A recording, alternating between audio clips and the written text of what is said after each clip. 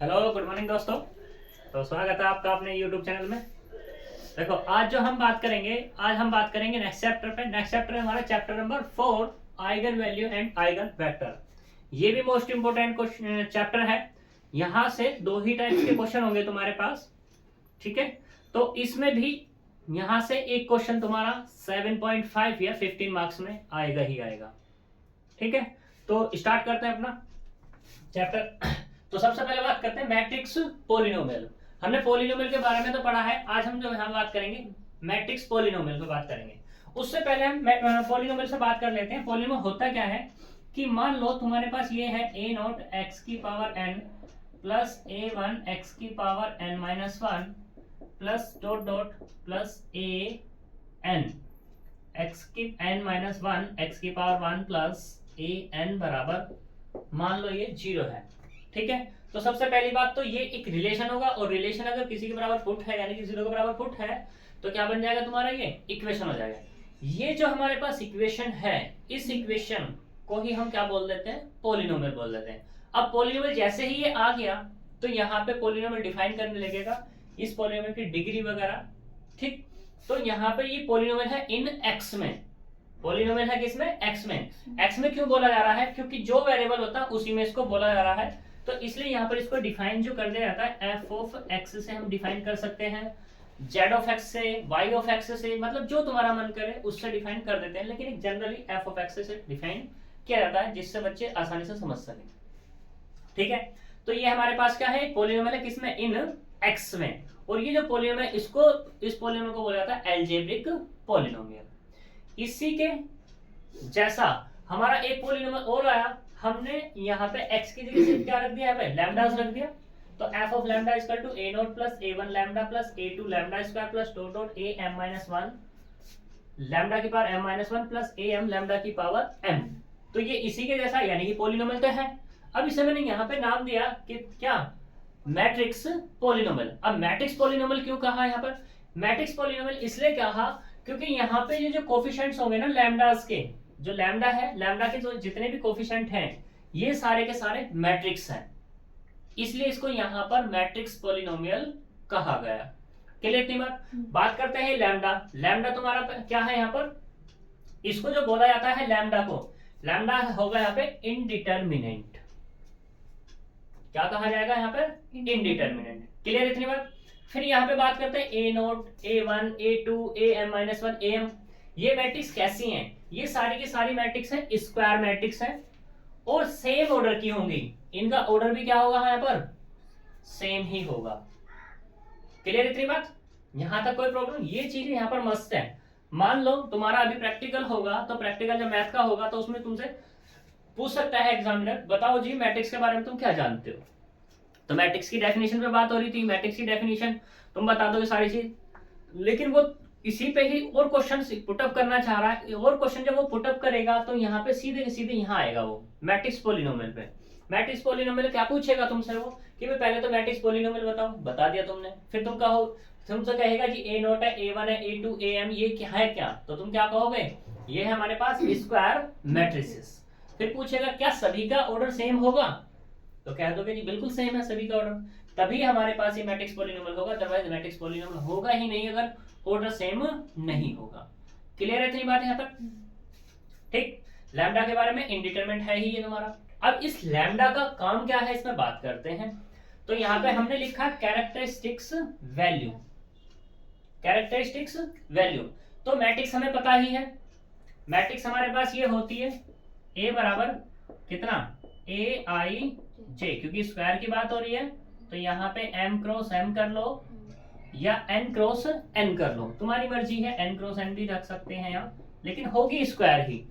हमने फिर निकाला यहाँ पर जो a है, फिर एक हमारे पास i पता है, आइडेंटिटी मैट्रिक्स है, और इसमें अगर मैं मल्टीप्लाई कर दूं किसकी, लैम्डा की, कर दी मल्टीप्लाई, ठीक।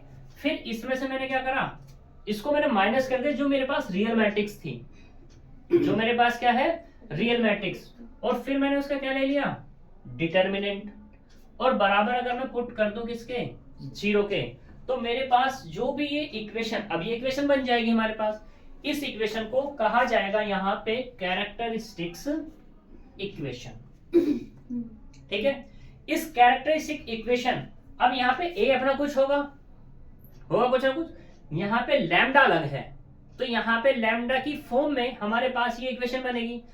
जब ये लैम्डा की फॉर्म में इक्वेशन बनेगी तो ये जो लैम्डा निकल के आएगा इसी को जब ये लैम्डा निकल के आएगा और वो रूट की फॉर्म में आएगा, रूट ही कहते हैं भाई इसको हम, तो ये लामडास होंगे इनको क्या बोला जाता है, कैरेक्टरिस्टिक्स वैल्यू बोला जाता है, या कैरेक्टरिस्टिक्स रूट बोला जाता है, या आइगन वैल्यू बोला जाता है, या लेटेंट रूट बोला जाता है, या प्रॉपर वैल्यूज बोला जाता है।